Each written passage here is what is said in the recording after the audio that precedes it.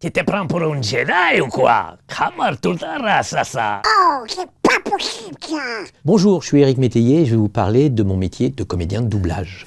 Le premier gros truc que j'ai fait, je pense que c'était Aladdin. La réplique préférée pour moi, maintenant j'ai du mal à la refaire bien. Jafar, je suis coincé. Je crois même qu'elle n'est pas dans la version anglaise. C'est vraiment parce qu'à l'image, il fait... Et j'ai fait... Jafar, je suis coincé. Et ça, moi, je me suis éclaté. Là qui craque! Il a les plombs qui pètent! Jafar! Ce qui est drôle dans l'anecdote, c'est que j'avais passé les essais pour faire le génie. Puis je pense qu'ils se sont rendus compte que d'abord, j'avais pas la voix assez basse.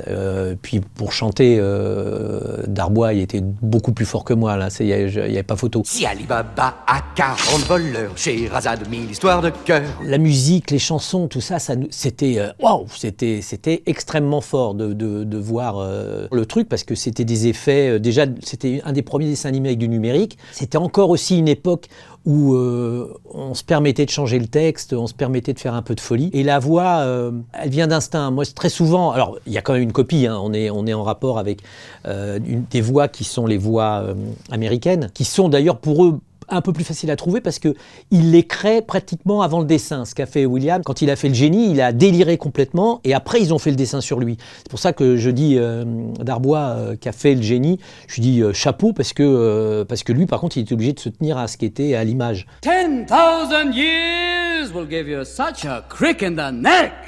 Hang on a second. Oh, vraiment? Alors toi, tu crois? Mais ça, je peux vous dire que quand vous faites 25 épisodes, après, avec la série, vous rentrez chez vous, il n'y a plus rien. Hein. Non, mais tu te prends pour un Jedi ou quoi? Faire des passes avec les mains, comme ça? Sur Star Wars, le truc le plus compliqué, c'était le fait que quand on fait le doublage de ce genre de film, il y a un contrôle total des producteurs et des productions. Donc, ce qui fait que nous, on double, mais on n'a pratiquement pas l'image. On a un dessin, et puis tout d'un coup, c'est flouté. Il y a le nom de la prod dessus. Enfin, c'est assez compliqué à faire comme doublage. Alors il y a des petites choses qu'on a le droit de changer parce qu'on est dans un pays différent, mais en gros on va pas faire grand chose. Alors moi j'avais un personnage qui en plus de ça parlait dans un langage qui est un langage qui n'est pas le français, c'est-à-dire que j'avais des... Ah oui, alors, tu crois comme ça, mais il y avait même un contrôle là-dessus, hein, sur le... Non, c'est Matatuchio. Ah bon, d'accord, pardon, oui, c'est au pluriel. Non, c'est assez marrant comme truc.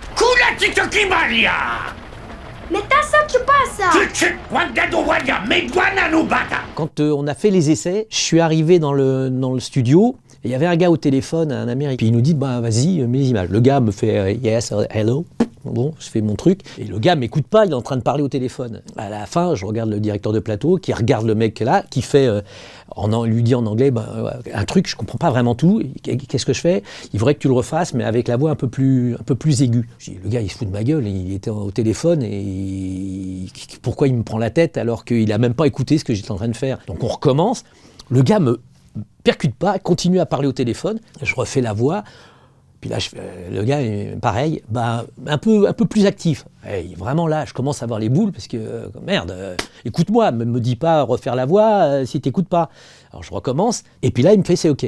Bon, et il sort pour aller boire un café. Là, je vais voir le directeur de plateau, je fais, non, sincèrement, c'est du foutage de gueule. Là, le mec, il est au téléphone, il me fait 2 essais en me dire, non, plus haut, plus bas, machin, et en fin de compte, il m'a pas écouté. Ah, mais c'est pas rien à voir, il est au téléphone avec Lucas, et c'est Lucas qui lui disait un peu plus haut, un peu plus bas. Ouais, OK, bon, d'accord, ça va. Alors... Qui appelles-tu un rongeur, ma sœur? Je suis un lapin! Et moi, je suis son casse-noisette. Oh, ça sentait le piège à rat. Quand on a l'image, on a très très vite une sensation de la voix qu'on va leur donner. Quand j'ai vu les deux, pourquoi tu parles comme ça? On les trouve tout de suite. Il y a quelque chose qui nous accroche, qui nous fait rentrer dedans. Pen and Panic, c'était pas simple parce que par moment, pour aller plus vite, on s'arrêtait pas. C'est-à-dire qu'il y a des personnages qu'on a fait où on va faire un moment, puis d'un coup, là, parce que comme il doit être très énervé, mais tout d'un coup, le même personnage redescend. Ça va passer de « Ouais, pourquoi tu vas là ?» Mais bon, écoute, on va pas s'énerver. Et on disait « Tiens, on va couper et on va passer dans la partie plus calme. » Mais ça m'est arrivé dans Pen and Panic de passer directement de Pourquoi tu parles comme ça? Mais je comprends pas, pourquoi tu dis ça? Il s'agit peut-être d'un autre Hercule. Ah oui, vous savez, Hercule est un nom très populaire de nos jours. Et à l'image, c'est un peu performant et c'est très drôle à faire, mais bon, c'est pas simple. Hein. Oh, il pue ce Glacos. Est-toi, Gordo? Comment as-tu deviné? Du balai. Les premiers sont super, et c'est pas que j'aime pas les autres, mais le premier, franchement, parce qu'on avait cette latitude de délire. Plus on peut rentrer dans notre délire, plus c'est quand même fort. Même pas, c'est vrai que Les Souris Aveugles, par exemple, c'est un truc qui est très très anglais, hein, parce que c'est une petite chanson qu'on chante enfantine sur les souris. En France, si on cherche pas un petit truc à trouver, qui soit drôle sans avoir la référence, ça passe moins, quoi. Bonne nouvelle pour vous les rampants. On aurait tort de ne pas profiter de cette langueur pour faire une grasse mat.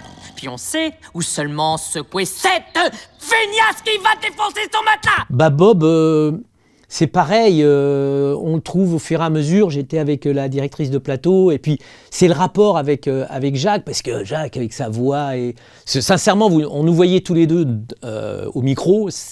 Si on avait trouvé un truc en fourrure pour lui foutre sur la tronche et moi un truc vert, on est au niveau de la taille et au niveau des personnages, c'était la même chose, quoi. Par moment, j'avais le droit de chanter un peu. À la fin, j'ai adoré faire je sais pas s'il est dans le making of ou dans Je pète un boulon. Ne pète pas un boulon.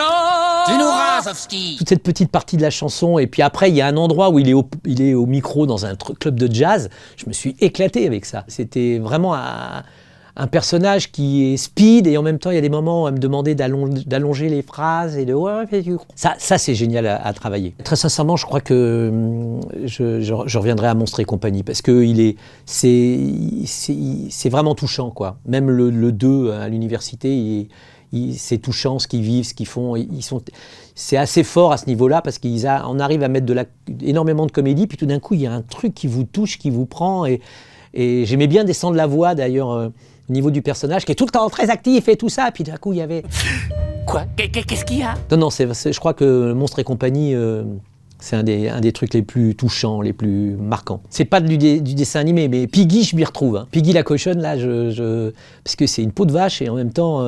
Et puis en plus, j'ai eu la chance là de pouvoir vraiment chanter des trucs que je pensais vraiment pas arriver. Là aussi, dans le milieu du doublage, on a des gens qui nous entourent pour nous aider à aller plus loin.